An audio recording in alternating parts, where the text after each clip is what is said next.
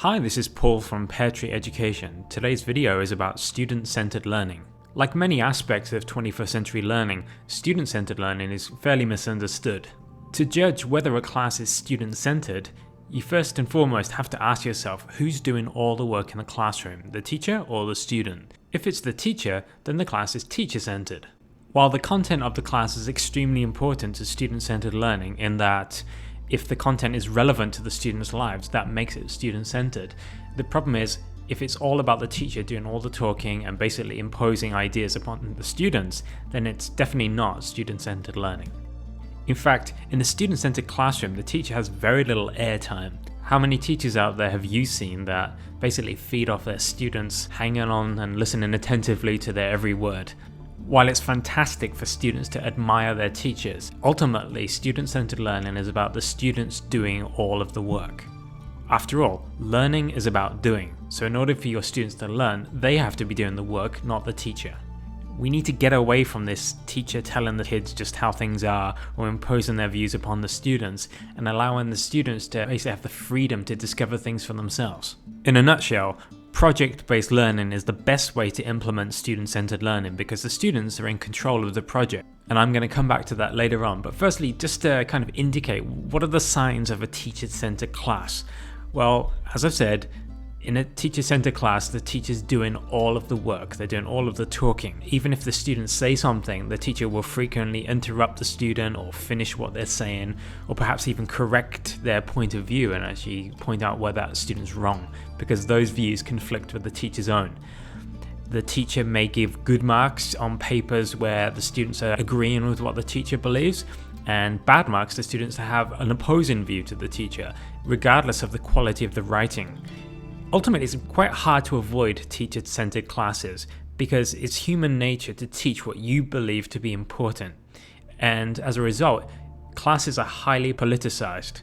They will contain information that essentially imposes views upon the students about what is right and what is wrong, what is important, what's not important. And so you can't sanitize a class, you can't eliminate that because everything is politicized.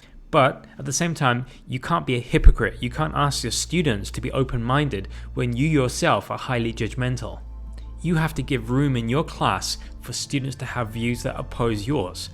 So if students are doing all of the work and they're working in groups on projects, what are the things that they could be carrying out that they wouldn't ordinarily in a teacher-centered class?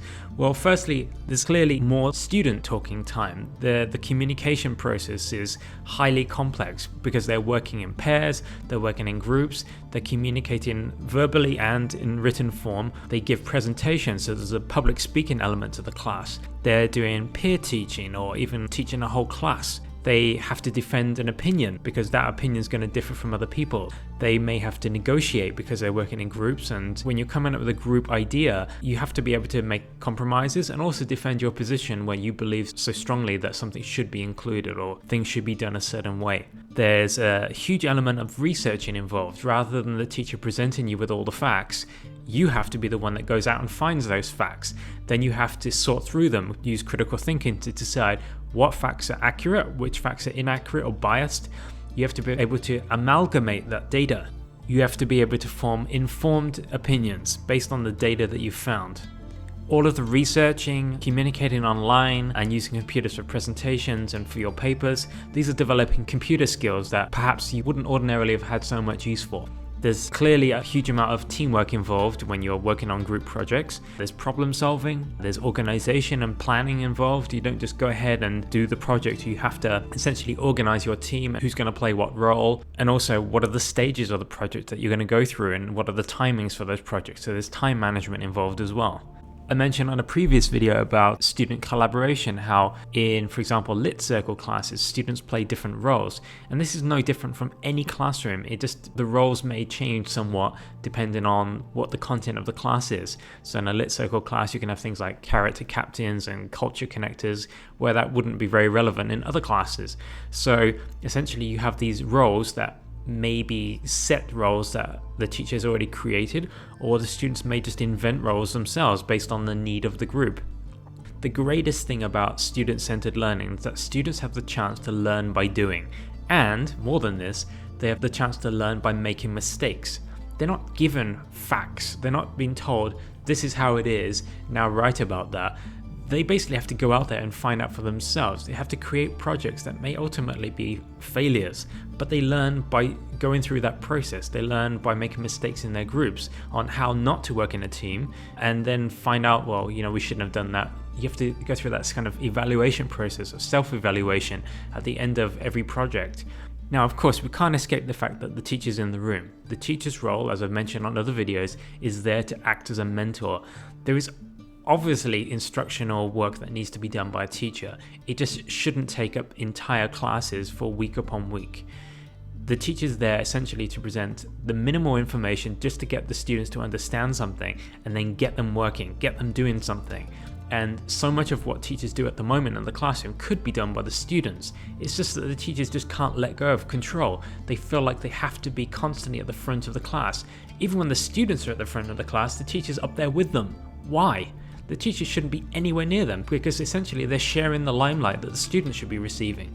It's almost like the students don't belong at the front of the class, that's the teacher's position, which is complete nonsense. In my classes, I make a point of actually sitting down with the rest of the students while the other students are up there presenting, because I'm not more important than the students are. If someone's up in the front of the class, I'm just going to sit down with the rest of my students, and that's where I belong, because I'm a member of the audience. Our jobs as teachers are to observe our students, watch how they interact, watch how they carry out research, watch how they organize and plan their projects, how they organize their teams, and look for weaknesses in those things. Look for strengths in members of the team who are able to carry out those things of basically delegating to people, leading the group, and also bringing out the best in others, and then point that out to them and the rest of the students that that person has that ability. But then teach the other students how to do that. Or better still, get the person that's good at it to teach their peers. Now, coming from a British background myself, I know how begrudged other students would be by this right now. The idea that someone from their peer group has the nerve to tell them how to do things. But this is the thing of our culture that we have to change. We have to be able to let go of our pride and to be able to accept the abilities of other people in order to learn, in order to better ourselves. We're all too ready to look up to adults and adore them and essentially worship the ground they walk on and listen to their every word as if it's God's law. But then our classmates may say something actually more accurate than the teacher does, and we just dismiss their point of view because we don't believe that they can be any better than we can. I've seen this time and again in ESL classes where people younger than them or of the same age or of a different gender, and they'll just dismiss what they have to say. I'll ask them to work with that person and they'll just look at me and just carry on working independently because they have no respect for their peers. And this is the thing I'm working on. I'm just thinking to myself, well, I don't care how good your work is. If you're incapable of working with another human being, that's the thing that's going to affect you in life. And that's the thing I'm going to be working on. I may be here to teach you a subject, but that's not all I'm here for. I'm here to teach you life skills. I'm here to teach you social skills. I'm here to teach you how to be successful in life. And it certainly isn't about being independent or being disrespectful to other people. Student-centered learning is by no means a new topic. It's been around for decades, just this whole concept. And yet, when you look at the average classroom, this is just not taking place, mostly because of the way the curriculum is designed, but also just because teachers were educated in a teacher-centered classroom, and this just perpetuates the problem that you end up teaching exactly like you were taught. At some point, this has to change. Some teachers that are currently teacher-centered have to reflect on this and just let go of control. They have to give control over to the students, give them the airtime, set them challenges at the beginning of the class, and just let them get on with it. Don't interfere, apart from when things are absolutely out of control. But a little bit of chaos in the classroom is actually a good thing. A lot can be learned from making those mistakes, from arguments, from people disagreeing with each other, from people just blatantly making mistakes, just going about things the wrong way. They will learn from making those mistakes, and if they don't, after they've finished, then you can get them to reflect on that and then perhaps guide them on that. That's your job as a teacher, to be a mentor. To finish, I'd like to give you an example of a really bad class, one that is extremely student-centered. After 10 or 20 minutes of explaining the topic and giving multiple examples, she finally said, "Okay guys, now try this example, see how you get on." 5 seconds pass. "Okay, here's the answer. Now don't look if you don't want to see how it's done. If you haven't finished, you can just look away." but let me explain how it's done. It's done like this, blah blah blah blah blah. Okay, here's another example, try this one. 5 seconds pass. Okay, here's the answer. Oh, let me explain to you how it's done. If you haven't finished, don't listen, but I'm going to explain to you. The teacher just can't contain herself. She cannot possibly stay quiet for more than 5 seconds without needing to basically explain to the class the answer. In such a learning environment, there is no learning going on because the teacher's doing all of the work, has all of the airtime, and the students don't even have the opportunity to try. Can you imagine how infuriating it is for the student not to be given the chance to even try to answer the question? They're not given the opportunity to work together, so there's no collaboration going on at all. And worse than that, even if they had the right answer, they're not allowed to come up to the board and actually give the answer and then explain how it's done. Every single answer is done by the teacher, which is just ludicrous. There is no learning there. So to wrap up, I'd like to leave you with this lasting thought. The teacher may be able to teach great, but he or she isn't a great teacher.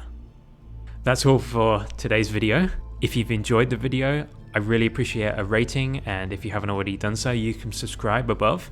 The next video about 21st century learning that I'll be doing is about creativity, and so you're going to hear a lot of references to Ken Robinson. This is Paul from Pear Tree Education. Thanks for watching.